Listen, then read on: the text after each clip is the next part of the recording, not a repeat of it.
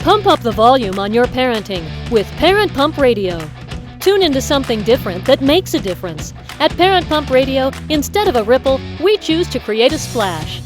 Get energized, get inspired, and get informed with how to parent in the new millennium. With your host and parent coach super guide, Jacqueline T.D. Huynh. Hi, this is Jacqueline T.D. Huynh. Welcome to Parent Pump Radio. Our show is all about dynamic family leadership, financial freedom, and leaving a profound legacy for our children. If you want to magnetize your prosperity by creating real estate portfolio, then book a complimentary strategy session with me. Go to my website at integrativeminds.com. There, you can also order my 3 books, True Legacy Wealth, Creating Generational Wealth Through Real Estate Investing, also Real Estate Investing for Women, and Itty Bitty Book on Family Leadership. Our show is available on iTunes, Google Play, Stitcher, YouTube, and syndicated on rethinkradio.org, oneideaaway.com, and Armed Radio. Okay, I have a special guest today. You're going to love her because I think she's amazing. She is only 15 years old. She's a freshman who lives on a ranch in eastern Texas. She enjoys basketball and horseback riding, just your typical 15-year-old. However, she is very unique in the fact that she started real estate investing at 12 years old. And she's here today to talk about how she got into it and hopefully inspire all the parents and kids out there that the best time to start investing is now and that anyone can do it at any age. So without further ado, ladies and gentlemen, I'd like to introduce you to Nina Kempner. Hi, Nina. Hi, Jackie. I know you're a little nervous, probably your first interview, so we're just going to have fun here. You were 12. That was 3 years ago when you bought your first property. I was actually 11. Oh, wow. Before I turned 12. Okay, so tell us, here you are at 11, where most kids are just thinking about sports and hanging out with their friends. What made you decide real estate investing? I really had some of the same thoughts like you were thinking. I was really just brought around with my parents and what they did. I was brought to Memphis, which is where my property is. I just got to see like behind the scenes where they were learning about it and talking about it. And I found it pretty interesting. And that kind of sparked my own interest. I thought it was pretty cool what they were doing with their rental properties and just real estate in general. So that's where I decided that I would want to try that. And what made you decide which property you wanted in Memphis? How did you go that process? So we actually went and looked around at a few properties and they all needed to be restored. But I just kind of walked in on that one property and I thought it was my favorite of all of them. I'm not really sure why, but it was in a really nice neighborhood with lots of trees. And I just kind of liked how it looked, just kind of the vibe it gave me. And so, and then they remodeled it and it's gone up for rent. And ever since then, it's been doing great. So tell us about the property. It's a 4-bedroom house in Memphis, Tennessee. It's located in a pretty small neighborhood, but it's really nice, got a nice vibe, like I said before, and it's just very cute. It's got like a little brick exterior, and it's just a really cute house, the nice backyard and a shed and everything. So that was probably quite a process to learn from deciding which property you wanted and then acquiring it. And it's been, 3-4 years now. Give us some insight on what you learned in this process. Well, I learned quite a few things, really. The biggest thing that I really liked was how I could create income, but I didn't really have to be there or do that work, in the process of it, and I could still get it. So I have like my own little bank account where it goes, and then I'm saving that for college and later in life and things like that. So you get money every month and you put it in that bank account for college. Do you get to take some of that money for fun out? I don't actually. Yeah. I like to keep it there, but yeah. Are you learning about the paperwork process also while you're involved with property management and things? Yeah, just a little bit. I'm not too familiar with it yet, but I kind of got to go through the process of like looking over the property and just seeing it. Since I haven't really done it's my only property and I got it when I was 11, I've really just looked over what my parents do, my dad in particular, with his own properties and his new properties as he goes. And I just kind of hear about the processes that he goes through and getting them and looking over them and everything like that. Do you get a chance to meet the property manager and the people that rehab it? Yes. So I met the people who showed us around, and it was actually pretty fun. They brought someone who filmed us looking around too, and that was kind of cool to be followed around by a camera, and it was just a really cool experience. I got to meet them and the people who were remodeling it and everything like that. Do you meet the tenants at all, or does the property manager deal with all of that? I don't. The property manager does. Do you ever talk to the property manager? Yes, I do. Well, through my dad, though. Through your dad. So he's helping you the whole process then? Yes, he is. He's walking me through it, making me more familiar with it. And so. and that's the one thing that we on this radio show and also through the True Legacy Wealth program, we want to help families do is stay connected in this way. So that way you and your dad have something to talk about when you're together. Would you do it again? Yes, for sure. I plan to do that later, have quite a few properties. And yeah, I'm hoping to make that kind of a big thing. Okay. My business later on. You're an inspiration. Where do you think you're going to go from here? I plan to finish out high school, keep the one property that I have right now, just kind of going through what my parents go through. If they go to any seminars or anything like that, I like to go to those as well. Just kind of hearing and being there when they go and do their thing so I can kind of learn about the day-to-day processes. And I plan to go to college and hoping to go into ag and engineering and business. And then after that, I'm probably going to go to law school. So.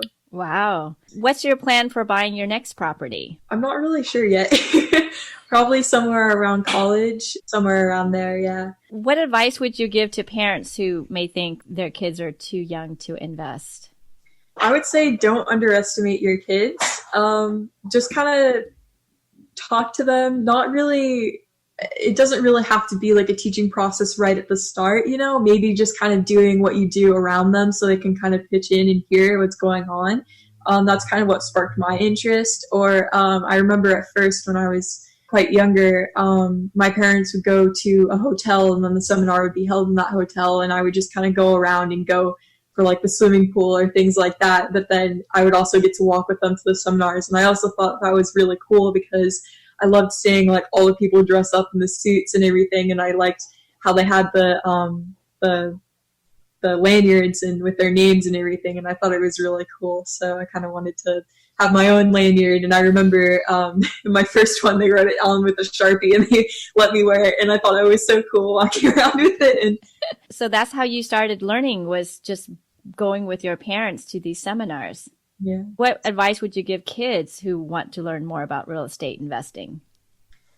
Just go for it. I mean, if you're interested in it, that's really cool. Most kids aren't. So I recommend like learning more about it. If your school offers any business classes, take those. Just kind of ask your parents about it or any family that are interested in it or anything like that. And if they're not interested, then wait until you're a bit older and just kind of look into that yourself or find someone who is. Yeah, just kind of branch out and look around, read books. Are you still involved in learning more about real estate right now, or are you probably too busy being a teenager? Yeah. I do still kind of do it a bit. My dad used to actually pick me up for lunch some days during school days. And so we would just kind of talk like during my lunch period while I was eating. He'd tell me about like what went on that day in the business and what everyone did and how much income came in and properties that are sold and things like that. So just kind of hearing about it made me more familiar with what goes on day to day. That's really interesting. Not a lot of parents are talking to their kids about that. Yeah. So do you think that helped spark your interest more in investing? Yes, it did. I really liked it because I plan to work in the family business later on. It's kind of more comforting to me to kind of get familiarized with it now. Yeah, it's pretty interesting to me. I like knowing like who everyone is and what goes on and what kind of things are being created and stuff. Awesome. Awesome. So I want to talk about your school project, but before I do, I want to tell the listener, Nina's dad is Maurice Kempner. Her dad and I co-authored the book, True Legacy Wealth, Creating Generational Wealth Through Real Estate Investing. And that's one reason why we brought Nina on, because Maurice walks the talks and talks the walk, whatever you want to say that. What happened was Nina's school did a school project on our book. So tell us what happened and how that worked out. So I'm a freshman in high school, and with high school, they start to offer more classes. So one of those classes are business classes. So I decided to take Money Matters. Within that, my dad introduced himself to the teacher, and the teacher was very interested. He read his book, or your book, and he thought it was really interesting, and it would be a nice project for those who wanted to kind of branch out and do it, because it's an elective, so not everyone is completely, interested in it. So he took about 5 or 6 kids who were pretty interested in business in general, and he moved us to a different room, and it had like this long table with all these business chairs or office chairs. We just kind of sat around there. We had each of our own copies of a book and a binder. And basically what the project was to go through the chapters and write questions as if it was a textbook in school. So we'd go through and we'd read it, and we'd type up our own questions about the book and everything like that. And we'd make it to our own textbook. And that was the main goal. So what did the team learn? Overall, I mean, we just kind of learned how to really talk and communicate with one another.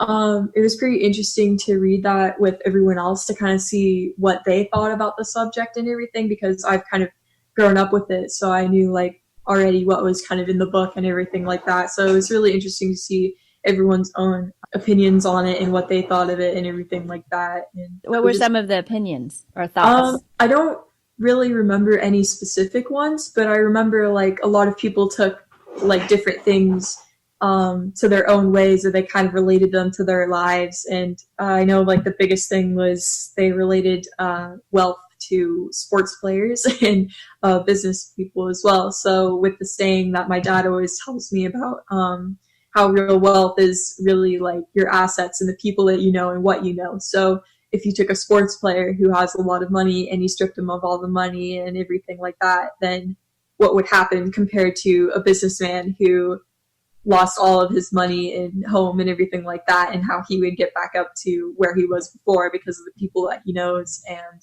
the things that he learned about business and income and money. Wealth isn't just money? Yeah, it was interesting to see that, because they didn't know that, of course, and so just kind of seeing them learn about it and kind of understand it better was kind of interesting too. So yeah, it's great to have those aha moments to kind of broaden your thinking a little bit. You're an inspiration to your classmate too.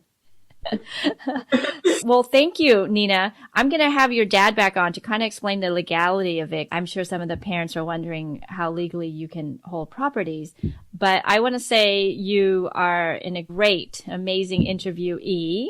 Even though I know you're probably very nervous, but you did awesome. Thank you so much for being on the show, and we'll keep up to date, and maybe in a couple years, we'll see where you are. Yes, great. Thank you. Thank you. Thank you so much for allowing us to interview Nina. She is a wonderful, wonderful teenager. Not just for what she's done, but I can tell she has a beautiful soul. Comes from great parenting. It's good for her to do stuff like this. It gives her experience, good business experience. Very grateful that you gave her the opportunity, Jackie. One of the things I wanted you to come on was parents are probably wondering, well, how is an 11-year-old or 12-year-old able to hold property in their name legally. And since you're an attorney. Yeah. So what happens is there's a uniform gift to minors or uniform transfer to minor act in most states. It's basically a variation of the same theme. These are just laws that have been made up over time in the country so parents have certain responsibilities when they handle their children's money. So if they're minors, when they get money, they can't make legal contracts or hold property or do anything until they're 18. So under this act, you have certain responsibilities. So she had some inheritance money from her grandmother on her mother's side, and we used that money to buy the rental property, and then we have certain responsibilities under this act to manage it well for her until she's an adult, and then in which case at that time it belongs to her. So a lot of times you can title it in their name with your name on there under the Uniform Transfer to Minors or Uniform Gift to Minors Act of your state or wherever state that property is. Or you can just have it in your name and make sure you manage it well for them. And then that's basically how you do it. Did you take a loan out for this property, or did she pay it in all cash? Yeah, so we put her money as the down payment, and then we're on the loan we just took out a regular loan on this particular property. There's different ways to finance it. On this particular property, we just took out a regular loan. It's with Wells Fargo Bank. And so we qualified for it. We're responsible for that and everything. And then she put most of the down payment down. Is her name on the loan, or can it be in the loan? No, it can't be on the loan until she's old enough. So eventually, when she's old enough, we can transfer all that stuff over to her name directly. Can she be on title, though? You could, I think, in some states put her on title. As under this Uniform Transfer to Minor Act with the parent's name on there, whatever, but we've got it in an entity, an LLC. So, and then the LLC, everything is worked out in there. We're just trustees, so to speak, over her money, and part of her money is in an ownership interest in an LLC that owns the property. So then definitely you're talking about you have to create an LLC. You don't have to. You can have it just privately owned in people's names. That's fine. You just have certain duties under the law when you handle your children's money of what you can and can't do with it. So, for example, you're legally required to support your children. So you can't use their money to support them. You can use their money to do other things like pay for vacations or Christmas gifts, things like that. That's, for example, a tax strategy. You can have your children earn money, and they can earn up to a certain amount where they wouldn't be taxed, let's say. The money is then shifted to them, and then the money can be used to do things for their benefit as long as it's not for their support, you see. Okay. And then it's a way to have tax-free money that you use to do things for them while they're younger, or you can use it to do investments like real estate, that kind of thing. So support, I would think, is like food, water, and shelter. Oh, shelter, yeah. So you couldn't use their money to pay part of the mortgage or to buy them food or dinner or anything like that. Christmas presents, horseback riding lessons, vacations, things like that. Anything educational. And including real estate investing. Yes. Yeah, and that's what I think is a good thing to do, is put their money in some kind of an asset that's durable and is going to last, and then when they become an adult, they'll have it. Yeah. Don't spend it on Christmas presents or other things. Use it, build it up, help them invest. Even if you put it in a property and they don't have enough for all the down payment, they do some of it, you can just keep a record of their share of it and then make sure they get it down the road. Okay. Yeah, I think the great thing about the property that we have in our program, True Legacy Wealth, is that they're around $100,000. I think some properties are even around $75,000. So with very little money down, your children can get started. Yeah, it's like buying a car, and the payments on them are anywhere from like $200 to $600, $800 at the most a month. Well, after you put a down payment when you do conventional financing. Another way, as on some of the other programs we've done, is they can use equity from their home, a home equity line of credit, and they just pay for the property with a check right out of their home equity line of credit. and just pay the property off there. Yeah. And then they don't even have to get a loan for the rental property. And the nice thing is the tenants are paying the loan off. Yeah, see, there's all these main sources of income from real estate. So you get the cash flow from the rent coming in, where after all the expenses and everything, you get cash coming into your pocket every month, positive cash flow. I mean, if you structure it right, you get good properties. Then you get appreciation on the property. That's where the equity in the property increases over time due to appreciation in the value of the property. And then you get amortization if you financed it. So if you financed it, part of the mortgage payment, the mortgage payment that's paid by the tenant, basically, because they pay you the rent and you use that to pay the mortgage payment. Part of that goes to principal, and that's added to your equity. So you got principal increase, you got appreciation, and then you got cash flow after all those expenses in your pocket. Yep. What do you think of Nina that she started doing this? Has she grown in any ways because she's kind of stepped out? Yeah, so I think Nina, I mean, she's always around listening to what's going on. We give our kids bits and pieces as much as they can take into their interest. We don't try to force feed them. And they'll understand what's going on, and they see what it means. Everything that happens in the business is important to them. We give them every bit of information we have that will help them. We show them connections and things so that all that stuff isn't lost when we die. And as they get older and older, this becomes more and more important, and they get more into it. That's what we do, and they're all interested in the business. It's important to them, and it gives everybody a common cause in the family. So it makes the family closer. So the main reason we do all this stuff is for the benefit of the family, not just in a financial way, but in an emotional or personal way to make the family stronger and better and closer. Everybody, instead of making up an excuse to visit or come together, say at Christmas or Thanksgiving, we have a lot of reasons to talk to each other. Yeah, like she was saying, she would sit in the car with you during lunch, and you would talk about what's going on with the business. Well, we do it all, not just there, but all kinds of places, like what she was mentioning in Memphis, or going to the seminars. And we give them as much as they're interested, as much as they can take. And then usually over time, as they get older, like some of our older kids are actually working in the business now, they get more and more interested, and they're more and more capable, and they do more and more. It's a learning process. Like anything, it takes, like you can be in a career or be in a business your whole life and you never stop learning. So it's a constant learning process. I just think the sooner you can start, the better. And as soon as you can get kids to understand the concept of multi-generational wealth and passing on information, knowledge, connections, that's the sooner you can start teaching kids that, the better. Absolutely. And never too young to start. No. or too old for us parents. It's just a lot of fun, and everybody has fun together, and it's helpful to the family. Like I said, it increases family bonds, makes the family closer. Yep.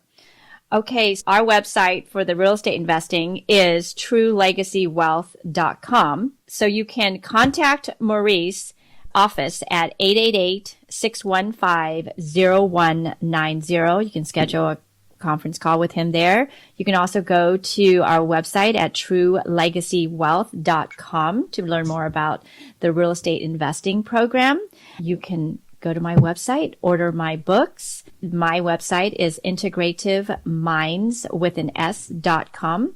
And you can also schedule a time to speak with me on my website, and we can talk about this program or what you want to learn about your family to kind of create that multi-generational wealth, the same unity and purpose that you want in your family. Any last word, Maurice? No, it's just always great being on your show, and thanks for having us. Okay, awesome. Okay, listener, until next time, always be learning and always be growing. Thank you. Thank you so much for joining us today. Go to parentpumpradio.com and click on the pink box on the top of our homepage to listen to our new and archived shows. To be instantly notified of new episodes, subscribe to our RSS feed.